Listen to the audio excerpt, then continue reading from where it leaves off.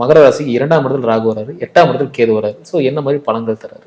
மெயினா பாத்தீங்கன்னா 2ல வர ராகு வந்து உங்களுக்கு பணப்புழக்கத்தை வந்து ஜாஸ்திப்படுத்துங்க சார். ஏன்னா இப்போ இவ்வளவு நாளா வந்து 7.5 சனினால பாதிப்பை ரொம்ப அனுபவிச்சிட்டோம். அதுவும் சனி பகவானே போய் மறைஞ்சிட்டாரு அப்படிங்கிற மாதிரிலாம் ஒரு இது இருந்தாலுமே, ஒரு ஒரு கருத்து இருந்தாலுமே, மெயினா என்ன இருந்தாலும் ராகு 2ஆம் இடத்துக்கு வந்து ஒரு பணப்புழக்கத்தை வந்து உங்களுக்கு கண்டிப்பா கொடுக்குங்க. ஏன்னா ராகு பொறுத்த வரைக்கும் ஒரு பிரம்மாண்டம், எனக்கு வந்து நிறைய வேணும், நிறைய ஆசைகளை வந்து தூண்டக்கூடியது வந்து ராகு தான்.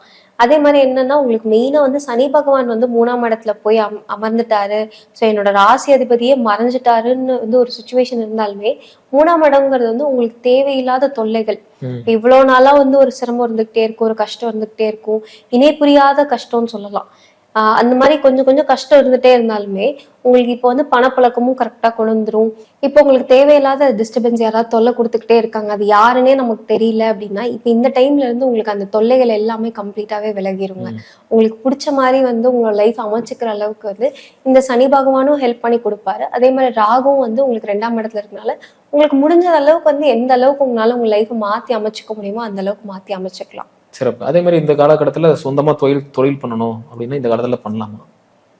மகர ராசியை பொறுத்த வரைக்கும் என்னன்னா, தொழில் வந்து 3ஆம் இடத்துல இருக்கனால ரொம்ப கஷ்டப்பட்டு முயற்சி பண்ற மாதிரி இருக்குங்க சார். ஏன்னா தேவையில்லாம வந்து நம்ம என்ன ட்ரை பண்ணாலுமே அது கடைசியா ஒரு எண்ட்ல போய் அப்படியே நின்றும். அதுக்கு மேல பெரிய growth இருக்காது, பெரிய வளர்ச்சி இருக்காது. நம்ம என்ன பண்ணாலுமே அது ஒரு மாதிரி ரொம்ப ஒரு மாதிரி டவுனாவே தான் போயிட்டு இருக்கும். அந்த வளர்ச்சிங்கிறதே வந்து ரொம்ப கம்மியா இருக்கும். ஸோ இப்போ இந்த டைம்ல வந்து பிசினஸ் ஸ்டார்ட் பண்றதை விட பார்ட்னர்ஷிப் மாதிரி போய்க்கிட்டாங்கன்னா கொஞ்சம் பரவாயில்ல. ஓரளவுக்கு முதலீடு கம்மியா இருந்துட்டு இல்ல ஜாயிண்ட் வெஞ்சர் மாதிரி வெறும் இன்வெஸ்ட் மட்டும் வாங்கிட்டு இவங்க வேலை மட்டும் செஞ்சு கொடுக்குற மாதிரி இருக்கு.